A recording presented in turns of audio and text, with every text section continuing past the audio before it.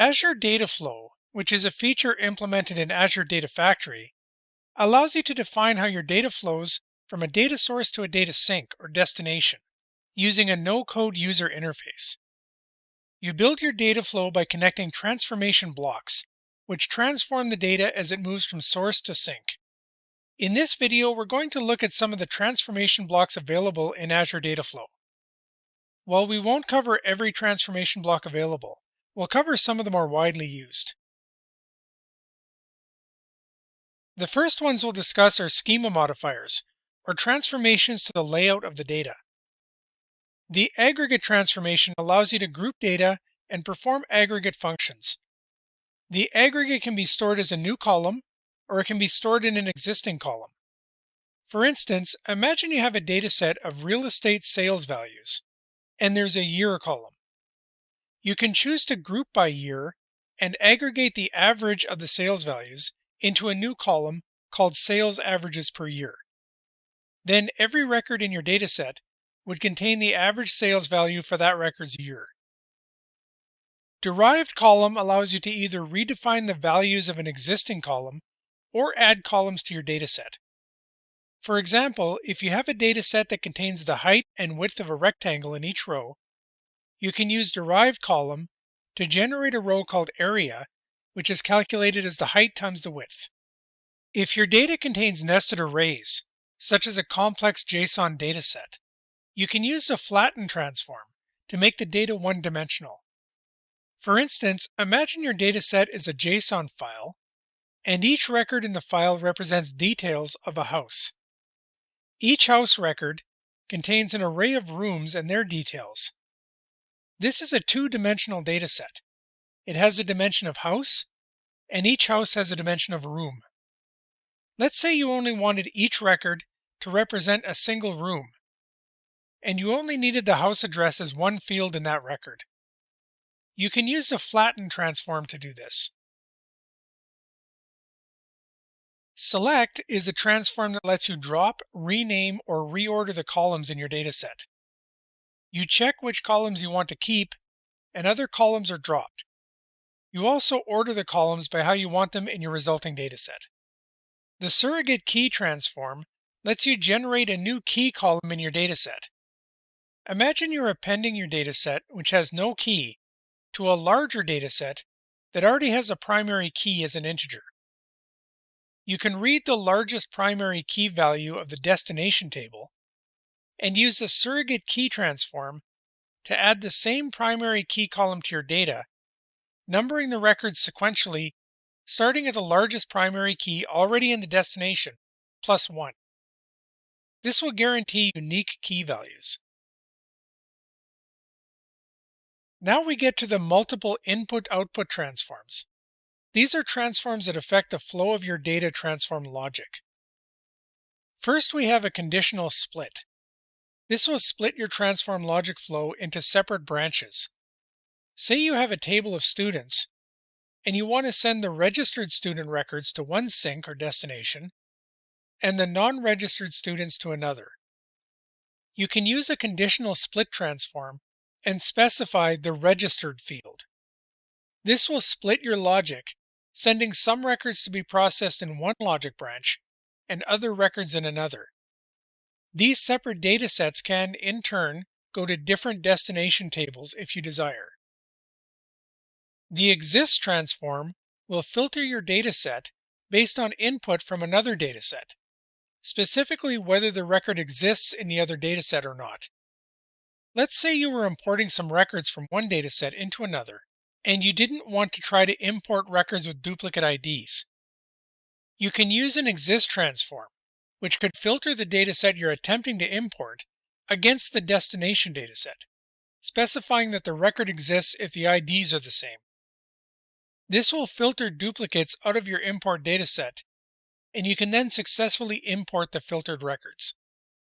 The join transform allows you to join the columns of two datasets into one. There are different join types that affect how the resulting records are filtered. But essentially, this transform accepts two datasets as inputs and outputs a resulting dataset with the columns of both. The Lookup Transform accepts two datasets as input, a primary and a secondary. It matches the primary records to the secondary records by your logic, and combines them so the resulting dataset has columns of both datasets. It's similar to a left outer join from the join transform, only it doesn't handle multiple matches in the secondary or lookup table. It only matches 1 to 1. This is simpler than a join and desirable in some cases. And if you want to perform multiple transforms on a single dataset, you can use a new branch transform, which accepts a single dataset as input and allows multiple branches as output, which allows the same data stream to be used for multiple data flow branches. An example would be if you have a source dataset and want to write it to two different sinks or target tables with different transformations for both. So far, we've looked at transforms to modify dataset schema and transforms that handle multiple inputs or outputs. There are also transforms for modifying rows in the dataset. The alter row transform allows you to write logic to insert, update, delete, and also upsert records, meaning to do both an update and an insert simultaneously. Use the filter transform to filter your dataset rows based on logic. And use the sort transform to sort your dataset rows. The source block in a data flow is always at the beginning of the flow. This has a reference to a linked service, which in Data Factory specifies an input for data, such as a data lake file, a blob in blob storage, or a table in a Sql database. The data in that source is your starting dataset, upon which the data flow performs transformations. Each of your data flow branches should end with a sink, which is a target where the dataset is to be written. Sinks are also referencing a linked service to a data source. They can perform inserts or updates, depending on how you configure the sink. So in conclusion, Azure Data Flow is a way to graphically design a workflow for loading datasets via sources, performing various transformations on them, and writing the results to a sink. In this video, I'm going to demonstrate how to clean incoming data by removing unwanted data using a filter in a Data Factory data flow pipeline. Now I'm in Azure here, so I'm just going to go to my resource group. And I'm actually going to use Blob storage to do this demo. So if I go down to my Blob storage called Storage 2426, open that, and if I go to containers, you'll see that I have two containers set up. One is called Bungalow Listings and one is called House Listings. I'm going to place an input file in House Listings that's a CSV, or comma separated values. And I created this file simply by creating an Excel file and just exporting it as CSV. And then we're going to get the output, which is filtered in Bungalow Listings. So if I open up House Listings, first thing I'm going to do is upload the input file. So I'll hit upload, and I'll select the file. This is called houselistings.csv, and upload. Now when I open up House Listings CSV and I hit edit, you'll see that it's just a comma separated value list. It has the fields at the top, listing underscore ID, which is the ID, type, and address. And the type is a type of house, and the address is an address of the house. So these would be real estate house listings. There's 10 of them. And the different types, one of the types is bungalow. And what we're going to do is we're going to cleanse this data by finding only the bungalows and writing them to the output. So I'm going to go back to my resource group, and I'm going to go open up Data Factory, go to Author and Monitor. So my first step is to connect to Blob storage. So on the left, I'm going to go to Manage, and then under Linked Services, I'll click New, and I'll type in Blob, and I'll click Azure Blob Storage and hit Continue. Now under Storage Account Name, I will choose my storage account, which happens to be Storage 2426, and I'll hit Create. Okay, so I now have connection to blob storage. So now on the left, I'll go to author, and now I have to set up data sets for my input and my output. So I'll hit new data set, and again, it's blob, so I'll type in blob, Azure Blob Storage, and hit continue. And this time it asks you for a format. So what it wants to know is the format of the blobs. Now, my format is CSV, so I'll choose that, delimited text, CSV, hit continue. I choose the link service, Azure Blob Storage 1, and I have to choose the file path, so I'm going to choose the actual blob that I'm reading from. So I'll hit the little folder on the right-hand side, and I'll go to house listings, and I'll choose houselistings.csv and hit OK. And I'm also going to choose first row as header, since the first row is the header or the column names. So I'll hit OK. Now that's done. I will name that, and that's my house underscore listings. And now I have to create another data set that points to my output container. So I'll click new data set on data sets. I'll type in blob and choose Azure Blob Storage. I'll click continue. I'll choose delimited text and click continue. And I choose my link service. And now I'm just choosing a container. So if I click on the little folder to the right, I choose my bungalow listings. Now I don't have a CSV to choose. There's no blob yet. It's going to write it. So I'll click OK, and I'll just leave it as the container. And I'll hit first row as header and hit OK. And I'll name that bungalow underscore listings. Okay, so I have my two data sets. So the next step is to create a data flow that does the actual cleansing. So I'll hit the ellipsis beside data flows, hit new data flow, and I'll choose add source. My data set is going to be house listings. At the top of the data flows, there's a data flow debug. Make sure that's turned on. I'll hit OK. It takes a few minutes to start up. I'll just pause here until it's started. Okay, so debug is on. So now what we can do is we can take a look at what this input is going to pull in. I'm going to rename it real quickly here to house underscore listings so we know what it is. And if I click on, oh, we can't have the underscore, so I'll take that off, house listings. So if we click on data preview and hit refresh, we should see our data from the house listings CSV file. Okay, here we go. So we can see our data. And some of the types are bungalows, some are 2-story, ranch, 3-story. So we're going to filter this so we only get the bungalow rows. So I'm going to hit plus beside house listings, and I'm going to choose a filter, which is a row modifier. So we're going to call this bungalows only, and the incoming stream is house listings, and we have to give it a filter to filter the rows. So I'm going to go to the expression builder, and there is an option of equals ignore case. So we want to compare two strings and we want it to be case insensitive. So we're going to compare the field type to the word bungalow. And those are the records that we want. So I'll hit save and finish. And now I can go to data preview and I can see that that works by hitting refresh. And we see that we get two records. There's two bungalows, listing ID 1 and 6.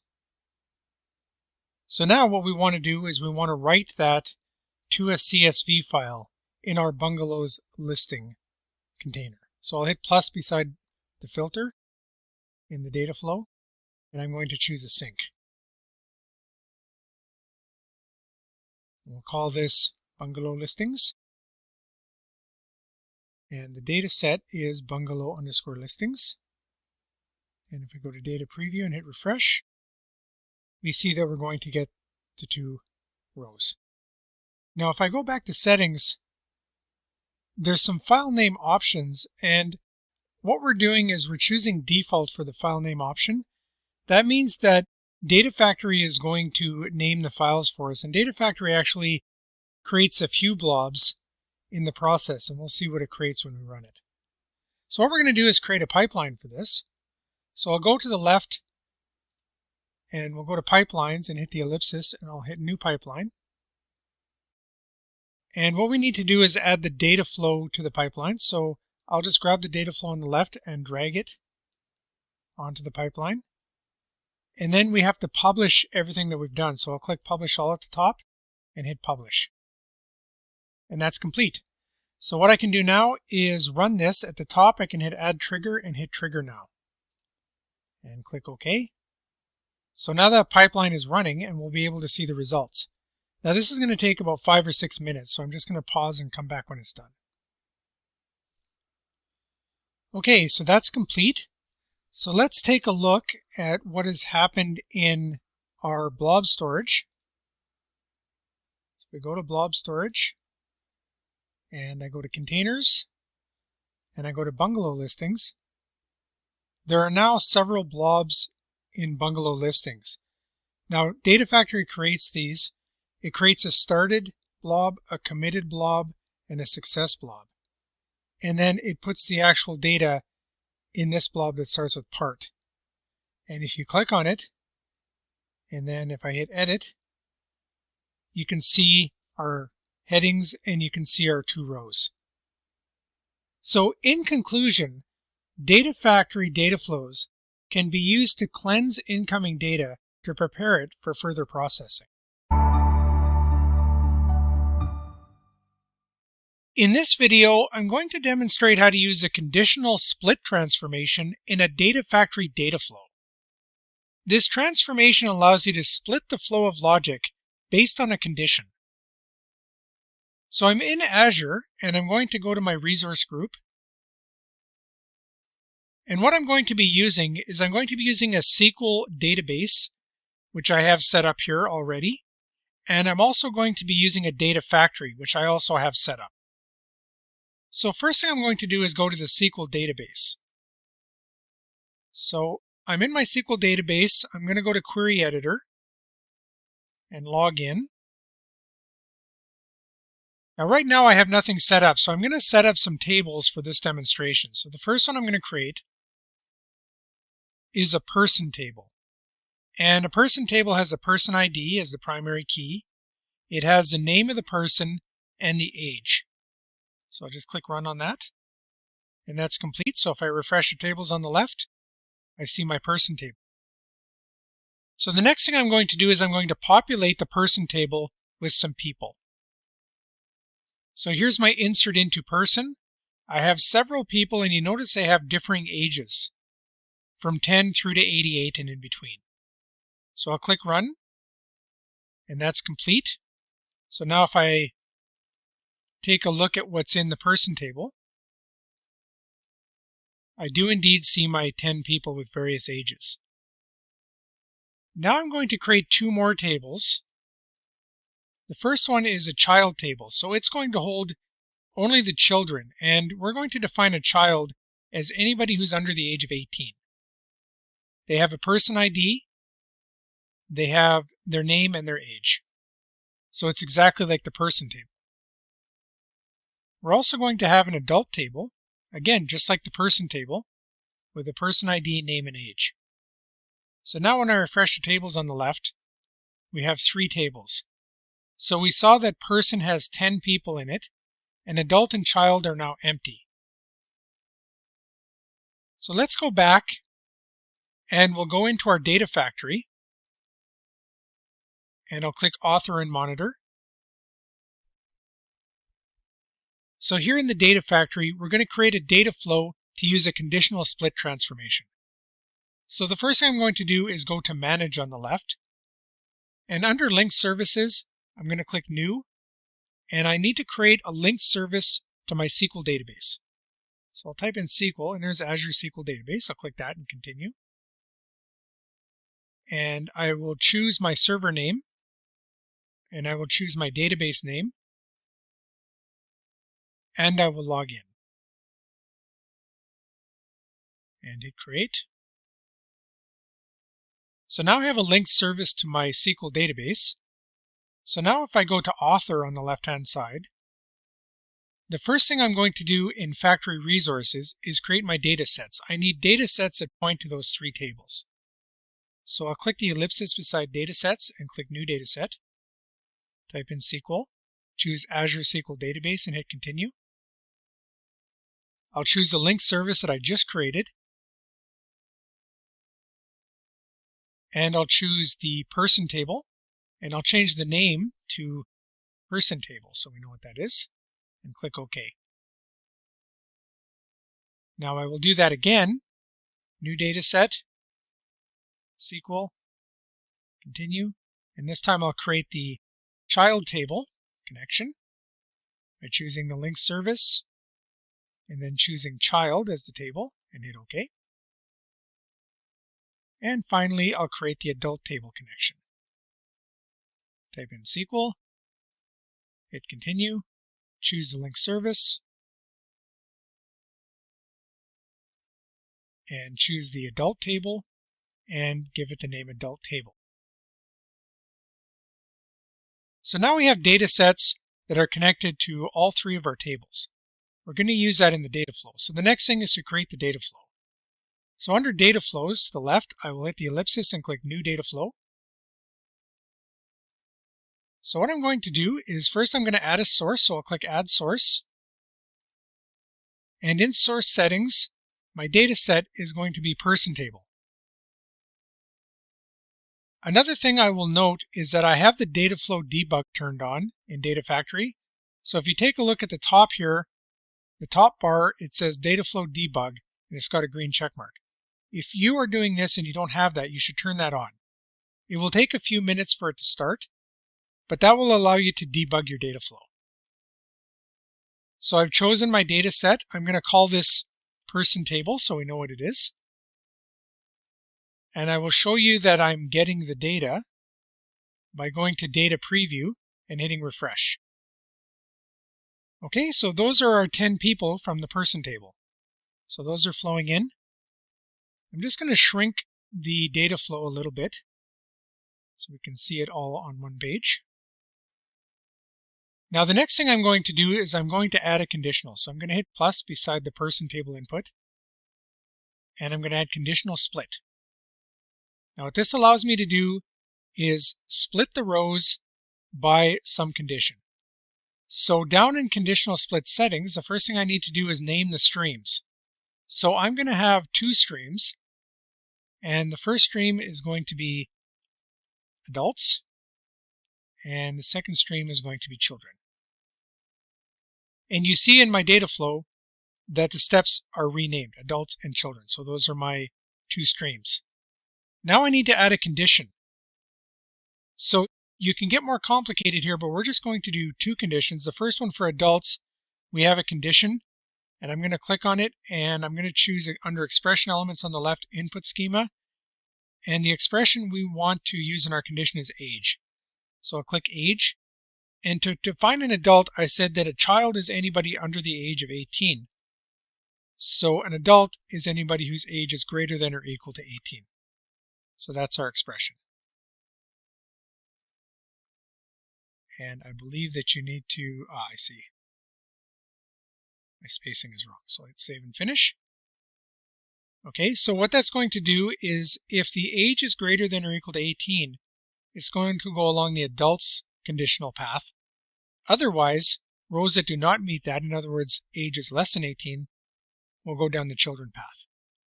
So what we're going to do is we're going to save those rows conditionally to the adult and child tables. So for the adults, I will click plus, and I will put on a sync to insert those records into the proper table. So this is going to be the adult table. So I will call that the output stream name adult table, and dataset is adult table. Now I will go to the children flow, and I will click plus, and I will choose a sync, and I will call this child table, and the dataset is child table. Now let's see, we can actually use the debug to see if we're going to get the right result. So if I click on the adult table step on data flow, and I click data preview at the bottom, and I hit refresh, I should be able to see what is going to go to that table.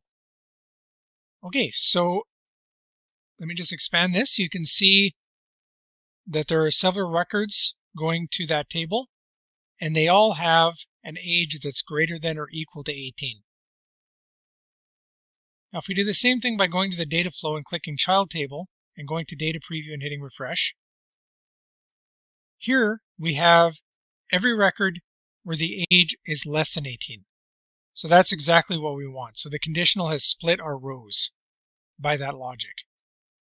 So what we're going to do now is we're going to run this in a pipeline and actually see the results in our tables.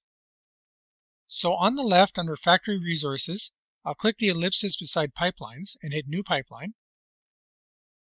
And on the new pipeline, I'm going to drag my data flow from the left onto the pipeline. Now what I have to do now is I need to publish my changes before I can run the pipeline. So at the top, I'm going to click Publish All and hit Publish. Okay, so that's published. So now above the pipeline, I can click Add Trigger and I can hit Trigger Now and then hit OK. This is now running my pipeline. Now this is going to take upwards of 5 minutes because it has to start everything up. So I'm just going to pause and come back when it's done. Okay, that's complete. So now let's take a look at what's happened with our tables. So now we're going to take a look in the Sql Database. Log into the query editor. And remember, we have our 3 tables. And child and adult were empty, but our data flow should have populated them. So let's see what's in the adult table first. And we see that we have all of our adults whose ages are greater or equal to 18. And if we take a look at the child table, we have all of our children whose ages are less than 18. So in conclusion, the conditional split transformation in Data Factory data flows allows you to differentially process data records based on conditional logic. In this video, I'm going to show you how to flatten JSON data using Data Factory. So I'm in Azure, and I'm going to go to my resource group. And the only thing that you need for this is a storage account and a Data Factory. So I'm going to use a storage account I have called temp storage 2426.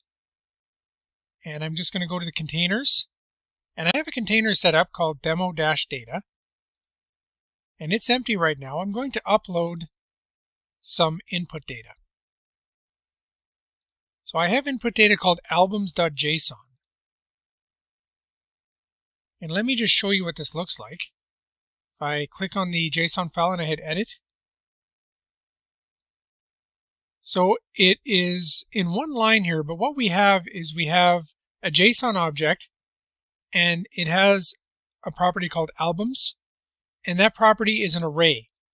So there are several albums, and each album has a name, and it has an array of tracks. And we have 2 albums here and several tracks, as we'll see. So what we're going to do is we're going to flatten this data because we don't want an array of arrays. We simply want to have the tracks listed as individual records. So what I'm going to do is I'm going to go to my Data Factory, and I'm going to hit Author and Monitor. And on the left, I'm going to go to Manage. And the first thing I'll do is create a linked service to my Blob storage. So I'll click New for linked service, type Blob, and I choose Azure Blob Storage and hit Continue. And I'll choose my storage account, which is temp storage 2426, and hit Create. Okay, so that successfully created a linked service. Now on the left, I'll click Author, and now I have to create data sets. I'm going to create 2 data sets, one for my input from that JSON file we just looked at, and one is an output. So I'm going to click the ellipsis on datasets and hit New Dataset.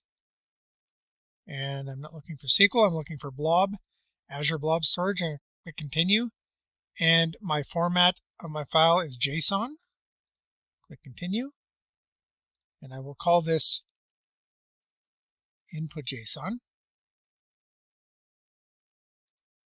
and choose my link service. And under file path, I will click the folder and I will choose my file, or demo-data, and choose albums.json. Hit OK and OK. Now I'm going to create my output. So I choose datasets, new dataset, Blob, Azure Blob Storage, continue, and JSON, continue. And I'll choose my link service. And I'm going to call this output JSON. And file path, I will choose demo-data. And I'm not choosing an actual JSON object because it's going to write the JSON object in that container. Hit OK. Okay, so now I have my two data sets. So the next thing is to create my data flow. So I'll hit the ellipses beside data flows and hit new data flow. And I'm going to hit add source. So I'll call this source input JSON. And the data set is input JSON. And I'll check to make sure that I can see the data. I have data flow debug turned on at the top. And I'll just hit refresh. Okay, so you can see that I have an array of albums. And if I open that up, I have two albums. And each album has a couple of tracks. And each track has a track ID and a name. So that's good. So the next thing we're going to do is we're going to flatten. So I'll hit the plus beside my input JSON. And I'm going to choose flatten under Schema Modifier. We have some options here. Now I'm going to do unroll by, and I'm going to choose tracks. This is what I want to unroll. Unroll means that I'm going to take this array and I'm going to create a row per element in each of these arrays. And I'm going to leave the unroll root. By default, the unroll root is at the very top of the record. So that means that I can access any of the properties even at the album level. And I'll hit reset. And when I hit reset under input columns, it'll automatically map the fields that exist. So there's an album name, there's an album track's track ID, and an album track's name. So I want all three of those. Now it shows some red X's because it gives the same name to two of the fields, and that can't be. It needs to have a unique name. So I will call the album name album_name, and the track name track_name. And I'll also call the track ID track_ID just to be consistent. So now when we go to data preview, I'll hit refresh. And here we go. Now you notice that we no longer have any arrays. The output of this is a row for every track. So track ID 1, song 1, track ID 2, song 2. I have 4 tracks total. And the album name has just been flattened, so we no longer have arrays within arrays. And I will output that. So I'll click plus on my flatten and choose a sync. And I'll call this sync output JSON. And my data set is output JSON. And I will just test it again by hitting refresh on data preview. Okay, so we have song 1, 2, 3, 4 is exactly what's coming out of the flatten process. So another thing I'm going to do is I'm going to look at the settings, and I'm going to choose file name option to be output to single file. This just simplifies. It also tells me I need to set single partition in this case. And partitioning is not a concern since we have such a small amount of data. If you had a large amount of data, you wouldn't want to do single partition. But it's okay in this case, I'm just simplifying the output. So single file and single partition. Now we also have to give this a file name for the single file that it's going to output. So I'll just call it albums flattened. And now I'm going to create a pipeline. So if I go to pipelines, I'll click new pipeline. And I'll drag my data flow over the pipeline. And now I can hit publish all at the top and hit publish. Okay, so that's published. So now I can run it. So at the top, I'll click add trigger and hit trigger now and hit OK. Now this is going to take a few minutes to run, so I'll just come back when it's done. Okay, that's finished. So now let's go back to Azure and take a look at our storage. So if we go to temp storage and I go into containers, go to demo data, and there's now 2 files. Albums.json was our input, and albums.flattened is our output. Now I didn't put .json on the end there, but we should have put a .json. If I click Edit, you'll see it doesn't know it's JSON because I didn't put the extension, but I can change it to JSON. There we go. And you can see that we have our flattened rows of tracks. So in conclusion, Data Factory's data flows can be used to manipulate JSON schema. Azure Data Flow allows you to build a series of steps that transform your data. The Expression Builder is a tool within Azure Data Flow that can be used with many of those transformation steps to define logic. In this video, we're going to look at some of the functions available in Azure Data Flow's Expression Builder. Now, this won't be an exhaustive list of functions, but rather some of the more common ones. The Expression Builder has many math functions. The arithmetic math functions are covered, including add and minus for adding and subtracting numbers, multiply and divide for multiplying and dividing, and functions like ABS, which returns the absolute value of a number. Trigonometric functions are also available, such as cosine, sine, tangent, and degrees, which accepts an angle in radians and returns the equivalent in degrees. There are also bitwise operators, which work on the bits of two values, such as bitwise AND, bitwise OR, and bitwise exclusive OR. As a simple example, math functions could be used to perform an equation using number fields in a row as the variables, and store the result in a new result column in the same dataset. There are also many string functions, such as ends with, which returns true if a string ends with a given substring and false otherwise. From base 64, which unencodes a base 64 encoded string. To base 64, which base 64 encodes an unencoded string. Regex match, which can find complex patterns in a string. And regex replace, which can find complex patterns in a string and replace them with a substring. With string functions, you could perform transformations, such as base 64 encoding strings, to avoid issues with special characters. The date-time functions available include add days, which adds a given number of days to a date-time object, add months, which adds months to a date-time object, hour, which returns the hour of the day of a date-time object, last day of month, which returns the last day of the month for a date-time object, from UTC, which converts a universal or UTC datetime to a different time zone, and to UTC, which converts a datetime of a given time zone to UTC. As an example of using these functions, a data flow could change incoming datetimes to UTC before being stored in a database for consistency. Comparison functions compare values. The values for many of these functions can be any data type. The function determines how to compare based either on the data type or a special compare function.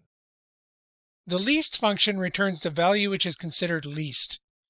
With numbers, this will return the lowest number by default. With date-time values, this will return the earliest date time.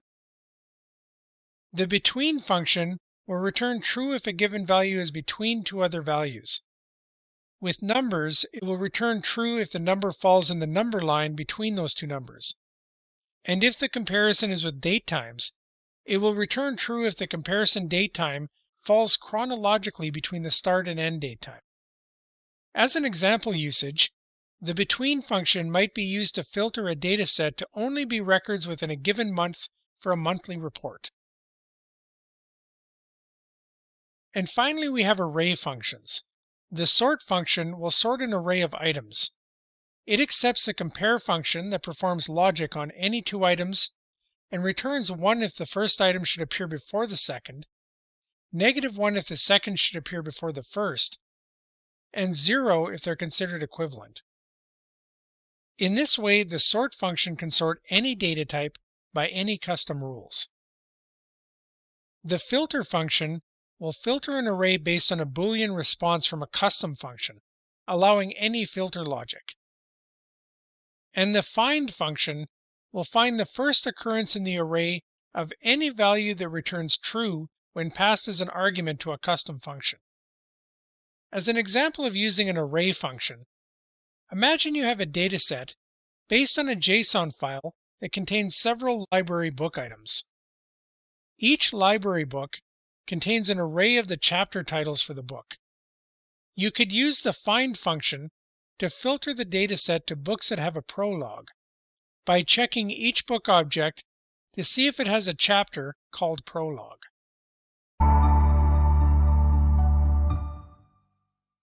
In this video, I'm going to show you how to handle a table schema error issue in a Data Factory data flow. So we start off here in Azure, and what we're going to do is we're going to read a CSV file from a storage account called temp storage 2426, and this is going to be read by Data Factory, and we're going to output those records to a SQL Database table in this Sql Database 2426 database. So we'll start off by looking at the storage account, and I'll click Containers. I have two containers set up. One is called Bad Records, and this is we're going to write any records that we have a problem writing to the table. So if I open that up, you see it's empty right now. And we have another container called Demo Data. Demo Data has our CSV called people.csv. If I open that up and hit Edit, you'll see we have several people, and we have their first name, last name, and age. So if I go back to the SQL database, we'll go into the SQL database now, and I'll click Query Editor on the left, and I will log into the Query Editor. I have a table set up here called People, and it has first name, last name, and age. Now the interesting thing here is that I've set the first name varchar to only accept 5 characters. So this is where our potential schema error could happen. We have some names that are larger than 5 characters. Now I've made this purposely short, so normally a first name field would have more than 5 characters, but it demonstrates the issue. So we're going to have to filter out any of the people records that have first names that are greater than 5 characters in order to avoid an error on the table. So now I'm going to go back and go into Data Factory. And on Data Factory, I'll hit Author and Monitor. So I'm going to go on the left to Manage and to Link Services. And we're going to create a few link services. First of all, we need to connect to our storage account. So I'm going to connect to Azure Blob Storage, hit Continue. And I will choose my storage account name, which is temp storage 2426, and hit Create.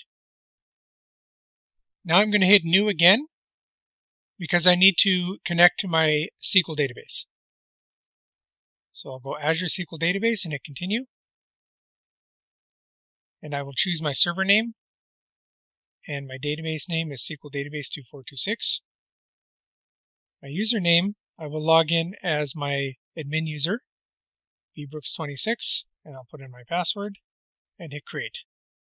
Okay, so now we have our 2 linked services. Now what we want to do is we want to set up some data sets. So on the left, I'm going to Author, and I'm going to hit the ellipsis beside Datasets and hit New Dataset. The first one we'll set up is to our actual people.csv. So that's going to be Azure Blob Storage. Hit Continue. And it is a CSV, so I'm going to choose Delimited Text and hit Continue. I'll choose my link service. It's my Azure Blob Storage. I'll click the little folder beside File Path, and I'll double-click on Demo Data, and I'll choose people.csv and hit OK. I'm also going to click First Row as Header, because my first row is the header row, and I'll hit OK. So I'm going to call that People Input. Now I'll create another data set, so I'll click New Data Set again, and this time I'm going to create the data set for our bad records. So that is also Blob, Azure Blob Storage. Continue. It's going to be delimited text and continue. And my link service is my Azure Blob Storage. And I'll hit the little folder beside File Path, And this time I'll choose bad records and hit OK. I don't choose the CSV because there is none yet, because the data factory is going to create that CSV if necessary. I'm also going to hit first row as header and hit OK. And I will call that bad records. And the final data set I need is a data set for my output to SQL Server.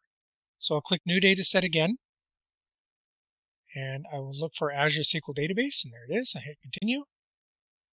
And my link service, I will choose my SQL Database link service. My table is people, and hit OK. All right, so we have our data set, so now we can create our data flow. So on the left beside data flows, I'll hit the ellipsis and hit New Data Flow. And I'll add a source. Under Data Sets, I'm going to choose People Input. Now I'm going to turn on my Data Flow Debug so that I can debug this. Okay, so I'm going to expand this and go to Data Preview and hit Refresh. And there's our people with first name, last name, and age. So now what we want to do is we want to separate the bad records from the good records. And in this definition, the bad records are records that have a first name that are greater than 5 characters. So I'm going to add a conditional split. I'll hit the plus just beside my source and choose conditional split. My stream names are going to be good records and bad records. So the definition of a good record is if the length of the first name is less than or equal to 5.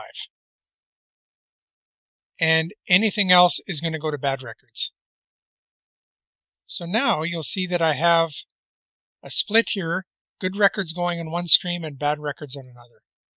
So let's write the good records to our SQL database. So I'll hit plus beside good records, and I'll choose sync. And we will call that SQL. My data set is the Azure SQL table. And I will just go to Data Preview and just refresh and preview what's going to go there. Okay, so now we see we have 1, 2, 3, 4, 5, 6. There were actually 9 records in the original table, so some of them have been filtered out. And if we look at the first names, all of these actually are 5 characters or less. In fact, it turns out they're all exactly 5 characters, but it would accept 5 characters or less. Now our bad records, the sync for our bad records should be our CSV container bad records. So let's hit plus on that and add a sync. So we'll call it bad records CSV. Our data set is bad records. And under file name option, I'm going to choose output to single file. And then I'm going to give it a file name. So this will be people bad records.csv. And it says that I should set the single partition. So I'll go to optimize and choose single partition. Okay, now we'll go to data preview and let's hit refresh and see what's going to go to this sync. So here's what's going to go to this sync. And here are 3 records. And if you take a look, Stephen, Randall, and Stephen, all of these have more than 5 characters. So that makes sense that those are the ones that are going to be bad records. So now what we need to do is we need to create a pipeline to run this. So on the left, I'll go to author and I will open up the factory resources and I'll click the ellipsis beside pipelines and hit new pipeline. And I will drag my data flow over to the pipeline. Now at the top, I'm going to hit publish all and hit publish. So that's complete. So now at the top, I'm going to hit add trigger and hit trigger now and click OK. So that's going to take a few minutes, so I'll just come back when it's complete. Okay, that's complete. So now let's go take a look at our sources and see what's happened. So if I go into Azure, first thing I'm going to check is my storage account. I'll go to containers. So we should see some bad records in the bad records container. So if I open that up, I have a people bad records.csv. And if I open it up and hit edit, I see my 3 records that have first names that are greater than 5 characters. characters. So that's good. And now if I go back and I take a look at my SQL database, I'll go to Query Editor on the left, log in, and I will select my records from the people table. And I see that it's loaded my records. So I have 1, 2, 3, 4, 5, 6 records. And they all have a first name of 5 or less characters. So in conclusion, different error situations will require different logic. But in general, you can build your data flows to gracefully handle table schema errors and other types of errors. In this video, I'm going to show you how to use derived columns in a Data Factory data flow to normalize columns. So in Azure here, what we're going to be using is a storage account called temp storage 2426 and a Data Factory instance called Data Factory 2426. So if I open up my storage account and I go to containers, I have a container called demo data. And if I open it up, I have a CSV file. And if I open that up and hit edit, you'll see the contents of the file. It has 2 fields, name and age.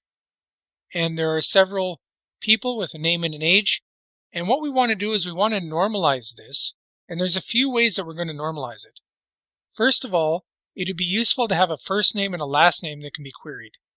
So we're going to split the name column into 2 columns, first name and last name. Secondly, it's always nice to have a unique key. So we're going to create a unique ID column. So if I go back and I go to Data Factory, I'm going to click Author and Monitor. So the first thing we're going to do is we're going to connect to that storage account. So on the left, I'm going to click Manage. And under Linked Services, I'll click New.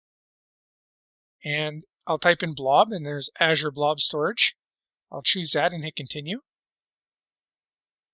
And now I'll choose my storage account name, which is temp storage 2426. And I'll hit Create. All right, so we have our linked service. So on the left, I'm going to go to Author. And now I'm going to create 2 data sets. One data set for reading the input data, and one data set for outputting our normalized data. So I'll hit New Data Set. I'll type Blob, Azure Blob Storage, and hit Continue. And this is a CSV file, so it's delimited text. Continue. And I'll choose my link service. And under File Path, I'll hit the folder. And I'll double-click on Demo Data and choose people.csv and hit OK. I'm also going to check first row as header because it has headers on the first row. And I'm going to call this input and hit OK. Now I'll create another data set. So new data set. And again, I'm going to go Azure Blob Storage and hit Continue. And I'm going to choose delimited text and hit Continue. Choose my link service. Check first row as header. And under File Path, I'll hit the folder. And this time I'm just going to choose Demo Data, the container, and hit OK. Because we're going to create the output CSV file. And I'm going to call this output. And we'll hit OK. So those are my 2 data sets. Now I'm going to create a data flow. So under Data Flows, I click New Data Flow. And I'm going to add a source, so I'll click on Add Source. And I'm going to add my input. So under Data Set, under Source Settings, I'll choose Input. Now I'll just verify that my input is coming in, so I'll go to Data Preview. And I have my Data Flow Debug checked at the top, so I can click Refresh. And there's my data. So I'm getting my data from my CSV file.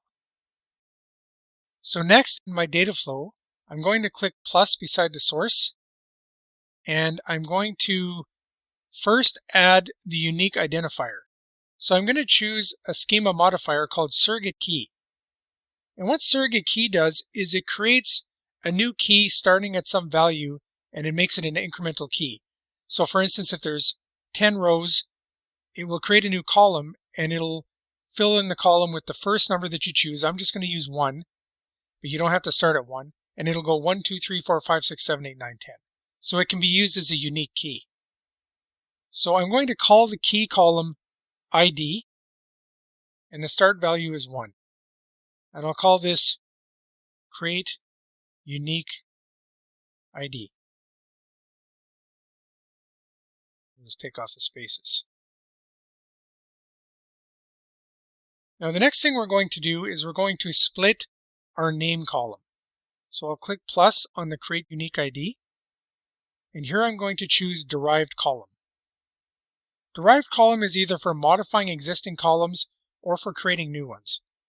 So I'm going to create a new column, and I'm going to call it first underscore name. And the expression I'm going to use is going to be a split expression, and I'm going to split the name field by space. And that will give me an array, and I'm going to take the first element of the array, and it's 1 based. So I'll hit save and finish, and then I'll add another one, and this will be last underscore name. And it's the same expression. I'm going to split the name by the space, so it'll be first name and last name, and I'll take the last name, which is the second element of the array. So let's take a look at that. If I go to data preview and I hit refresh, let's see what we get. Okay, so now we have the ID that we've added with the surrogate key, create unique ID step. And now we have a first underscore name and a last underscore name. And you see the names are split. So that's perfect. We've created some more columns. And one thing I want to show you, if you take a look on your data flow and you look at each step, you can see the total number of columns going up. So we brought in 2 total columns. That was the name and the age. When we created the unique ID, we now had 3 columns because we've added the ID column. And then with our derived column, we now have 5 because we created the first name and the last name columns.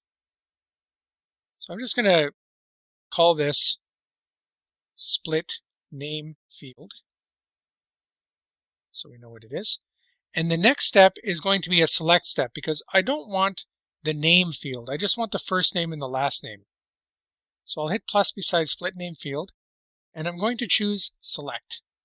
This allows me to select which columns go through. So I'm going to choose the name column and hit delete.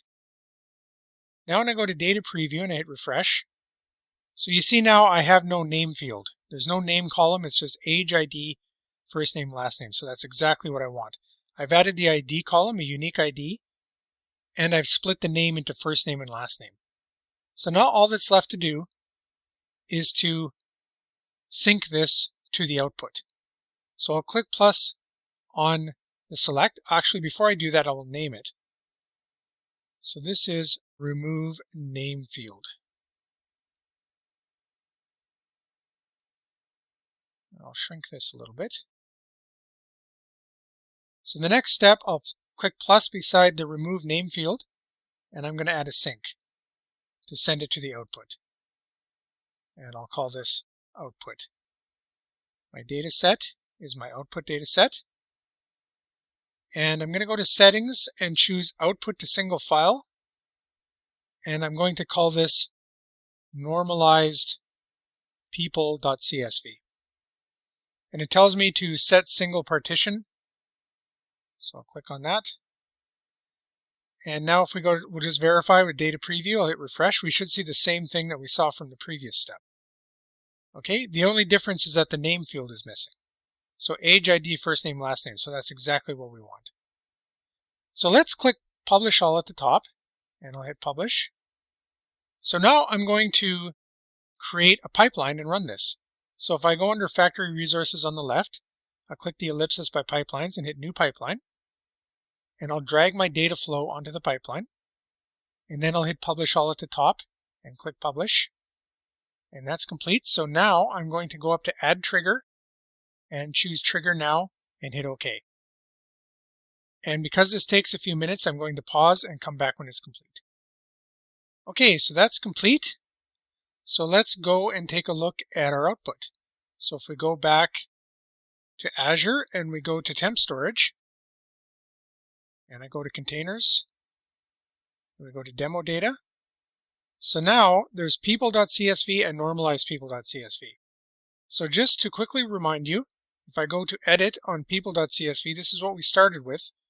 There was no ID. We had a single name field that had both the first and the last name in it, and an age.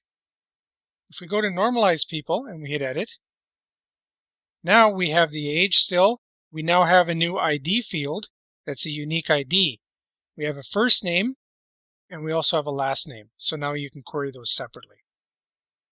So in conclusion, derived columns, along with other data flow functions like surrogate key, can be used to either modify existing columns or append columns to a table, modifying the table structure.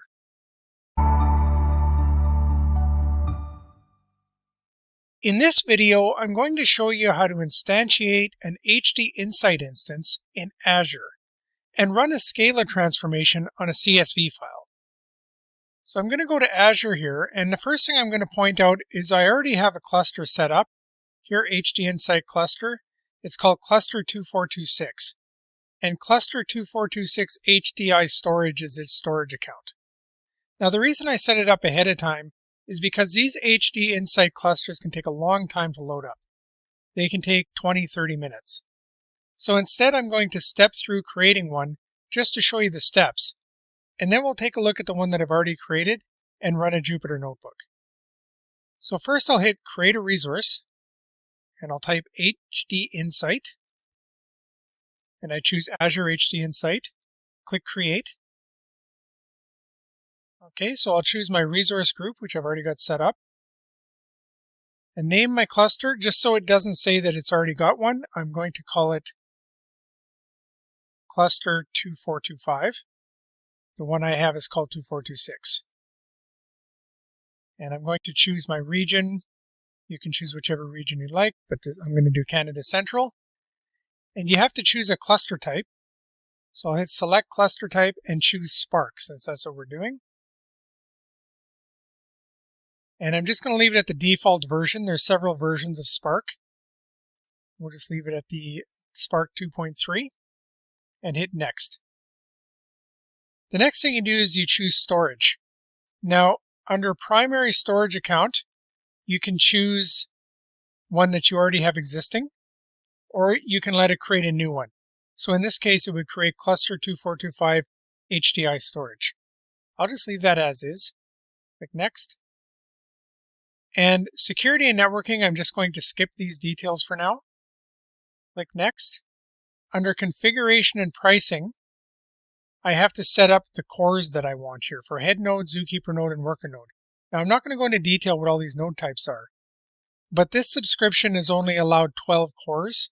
You can have the amount of cores allowed set up differently in your subscription. But you notice there's a message here, there are not enough cores available to support the selected number of nodes. I know how many cores there are by looking under node size. There's 8 cores times 2 for the head nodes, 2 cores times 3 for zookeeper nodes, 8 cores times 4 for worker nodes. So I have to adjust these appropriately. So we don't need a lot of power. So first thing I'm going to do is put the worker node down to 1. And you can't control the other two, only the worker node. So I'll set that to 1. And in order for this to work, I'm going to set these all to 2 core options, which is the lowest cores. So 2 core, and worker node, I'll choose a 2 core. Now it still tells me that I've reached my subscriptions cores quota limit, and that is because I've already got a cluster set up. So I'm already using the 12 cores that I need, but this is how you would set it up. As long as the cores are within your maximum allowed, then this message will go away and you can continue. You can also click up here View Core Usage, and it will show you how much you're using and how much is available. So normally you would go next, and that's really all you have to set up, and you would go to Review and Create. And mine says validation failed because I don't have the cores, but you would normally be able to click Create and carry on. However, there is one thing I did miss on basics. There's also a login for your cluster. So you're going to be able to log into your cluster You can set a login username, or you could just leave the default admin, and you can give it a password. So I'll give it one of my standard passwords, and then you'd be able to create it. Now, I'm not going to create it, as I've said. I'm going to use the one that I already have set up. So let's go to that. I'm just going to go to Home. And if you run through those steps, you have a cluster set up with storage. And what I'm going to do is I'm going to go to the storage account, and I'm going to go to containers, and we're going to set up our storage account. Now, the first thing you notice is there's already a container. And if I open this up, this is a container for the cluster. So you shouldn't modify any of this. This is cluster information.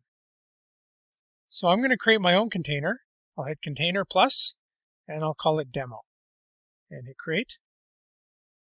I'll open up my demo container. Now I have a CSV file that I'm going to load. So I'll hit Upload, and I'll hit the little folder beside Files. I have a file called us500.csv. It has 500 records of dummy data. I'll upload that. And if I click that and hit Edit, you'll see what I mean. There are several headers: first name, last name, company name, address, city, county, state. This is actually data that's free online, and it's for testing purposes. So none of it is real. It's all randomized. Okay, so we have that set up. So what we're going to do now, if I go back to my home, I'm going to go to my cluster, HD Insight Cluster, and click on Jupyter Notebook. Now it's going to ask me to log in. So that's that admin login that you set up. So it's admin, unless you change the username and your password. So now I'm into Jupyter Notebooks, and you notice that there's two folders: Python, Spark, and Scala. If I click on Scala, one nice thing is there are a lot of helper little examples in here. So it's a nice way to learn. You can go through here and learn how Scala works. And there's also a lot of references online on how Scala works. On the right, I'm going to click New and choose Spark Notebook. Notice at the top it says kernel starting. Please wait. Now the kernel is ready. So I'm going to paste some code. We'll talk about what it does. It's very simple, just a simple example. So first off, I have what's called a data frame. I specify a variable to store it called df for data frame. And the command goes spark.read.option. This option sets a header to true. That means that my CSV file has headers, the column headers. Otherwise, it would add column headers like C0, C1, C2, and I don't want that. And then I go .csv, and I give it the path to the CSV to open up. Now this path has a certain format for the storage account, and it'll access the storage account that we connected it to. So it goes WASBS : // and then the name of your container, and then and then the name of your cluster instance goes to here, and then .blob.core.windows.net /, and then the path of the file. So in this case, it's in the root of that container, so I just specify it. The next line, create a new variable called DFF. It's a modified data frame. This is our transformation. And what I do is I go df.select, and I choose the first name, last name, phone 1, and email columns. And then I show the first 10. So the first thing I'm going to do is I'm going to modify this slightly and run it. I'm going to take out the transformation, and I'm going to change the show to just df. Now let's run this and see what we get. So first off, it has to start the Spark application. So this is going to take possibly a few minutes. So I'm just going to pause and come back. Okay, so you can see that it started the Spark application, and it's now running our command. So we should see the result in a few seconds here. So it's currently running the CSV statement. So it's loading the CSV. That's complete. And now it's showing. So we're going to show the first 10 rows. That's what this 10 means in the show. So here we are, and it's truncated much of it because it's long. And you can see there's a lot of data. There's actually 500 rows, but we're only showing 10. just for brevity. So now, let's put our transformation back and run that again. Let's load the CSV. Notice the second time we don't have to wait for the Spark application to start. So now it showed the results. So here's our transformation. We've simplified it greatly. So now we only have first name, last name, phone 1, and email. So in conclusion, an HD Insight instance can be created in Azure that allows you to run Scala code against a Spark cluster. There are many good references available for how to use Scala, both online and in this instance. In this video, I'm going to demonstrate how to filter duplicates in your data by using Data Factory. So in Azure, I'm going to be using two things. I'm going to be using a Data Factory instance, which I have one here in my resource group, Data Factory 2426. And I'm also going to be using a storage account with blobs called Temp Storage 2426. So I'm going to go into Temp Storage 2426, click Containers, and I have a container created already called demo-data. If I click on that, I've uploaded a CSV file, people.csv. So if I click that and I hit Edit on the right, I can see that I have a simple CSV that has 3 fields, first name, last name, and age. And I have 9 people in here, and some of them are duplicates and some of them are not. So we're going to try to filter that and filter out the duplicates. So if I go back to my resource group, I will go to my Data Factory, and I will click Author and Monitor. And if I go to Manage on the left, I'm going to delete what's already here, and I'm going to create a new link service. So I'm going to click New, and I'm going to create a link service to my blob storage. So I type blob, I hit Azure Blob Storage, and hit Continue. And I choose my storage account name as Temp Storage 2426 and hit Create. So now I'm connected to my blob storage. So on the left, I'll go to Author, and I'm going to create 2 data sets. The first data set will be my people.csv input, and the second data set will be to output my filtered CSV. So I'll hit New Data Set. I will type blob, choose Azure Blob Storage and hit Continue. And I'll choose delimited text for CSV, hit Continue. I choose my link service, and I'm going to check first row as header because my first row is the header titles. And under File Path, I'll click the little folder and double click Demo Data and choose people.csv and hit OK. And I'll hit OK again. Okay, so now I have a connection to my input file, and I will call that people. Now I click the ellipsis on my data sets again and hit New Data Set. Type in Blob, Azure Blob Storage, Continue. Hit Delimited Text, Continue. Choose my link service. I will also hit first row as header. And this time I'll hit under File Path the little folder, and I'll just choose Demo-Data. There's no CSV to choose because we're going to be writing the CSV. So I'll hit OK. And I'm going to call that filtered people. So those are our 2 data sets. So now we're going to create our data flow. So on the left under Factory Resources, I'll click the ellipsis and hit New Data Flow. And I'm going to add a source, so I'll click Add Source. And under Source Settings, my data set is people. And I will simply check to make sure under Data Preview, I'll hit Refresh to see that I see all of my people. Okay, so here are my people. Now what I'm going to do is I'm going to filter the duplicates. So the way I'm going to do this is I'm actually going to modify the script of the data flow. So there's a few ways that you can modify a data flow. You can modify it visually on this interface, or you can modify the actual script. So up here on the bar on the right, it says script, and if I click that, I get the script for what you're seeing in the UI, and I can actually add to this.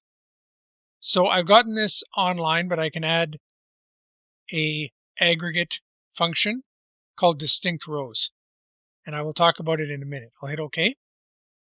And you'll see what happens is it adds it to the UI. Here it is, distinct rows. If I click on it, I see aggregate settings, and I can connect this to my input by choosing incoming stream. So I'll choose the incoming stream as source 1. And now you can see that my source and my distinct rows are connected. So it's going to get the data from my people.csv, and then it's going to get only the distinct rows. Now, how's it doing that? Well, the way it's doing that, if you look down here on the group by, the columns, this SHA-2 is actually creating a hash. So it's creating a unique hash for every row. And then it's checking to see if those hashes are the same. And if they are, then it's filtering out.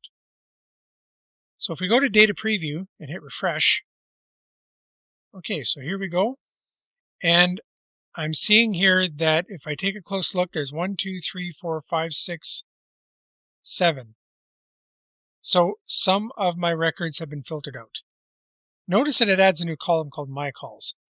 So that is the unique column that it filters by. And these are the hash values. So now let's send that to the output. So on the distinct rows, I'll hit the plus and I'll choose a sync.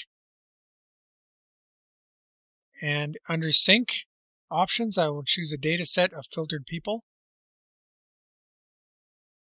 And under settings,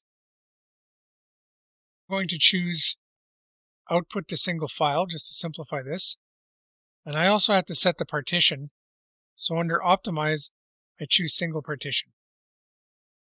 And we also have to set the name of the file. So if I go back to settings, output to single file, so we will call this filtered people.csv.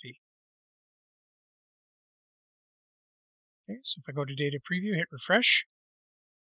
Okay, and so there's our output. And we will have the my calls. We will also have our first name, last name, and age. And we will only have the 7 records. So let's go back to author. And what we're going to do is we're going to create a pipeline. So under pipelines, I'll hit the ellipsis and hit new pipeline. And then I'll drag my data flow onto it. And then I'll hit publish all at the top. And I'll click publish. Okay, so that's finished. So what I'll do now is at the top, I'll hit add trigger and click trigger now and click OK. So this will take a few minutes, so I'll just pause and come back. Okay, that's finished. So why don't we take a look at what is in our storage account now and see what the results of the pipeline are. So we'll go to temp storage 2426, containers, demo data. So now we have people.csv and filtered people.csv. So let's take a look. I'm going to look at people.csv first, just to remind us.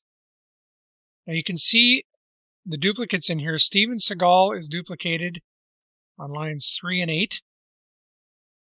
And Paula Stevens is duplicated.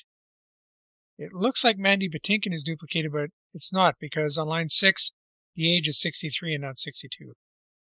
So there's only 2 people. So there should be 2 fewer records from 9 to 7 in our filtered people.csv. So if we take a look at that one, now it's a little hard to read because the hashes are large. But what we have here is we have, along with the hash, we have first name, last name, and age. And you see we have 1, 2, 3, 4, 5, 6, 7. So the duplicates have been filtered out. So in conclusion, we've looked at one way to filter out duplicate records in a data source. We also took a look at modifying the script of a data flow directly, which is an alternate way to modifying your data flow, rather than using the user interface. So in this course, we've examined how to describe the type of available Azure data flow transformations, transform data, split data, flatten data, the types of expression functions, configure error handling, normalizing data values, ingesting data using Azure Spark and Scalar, and handling duplicate data. We did this by exploring available Azure data flow transformations, transforming data with Azure Data Mapping Data Flows and Azure Data Flow, Azure Data Flow expression functions, Azure Data Flow error handling and derived columns, ingesting and transforming data using Azure Spark and Scalar, and handling duplicate data using Azure Data Flows. In our next course, we'll move on to describe the features and purpose of the Azure Data Factory, and features such as the Integration Runtime Service, linked services and datasets, pipelines and activities, and triggers.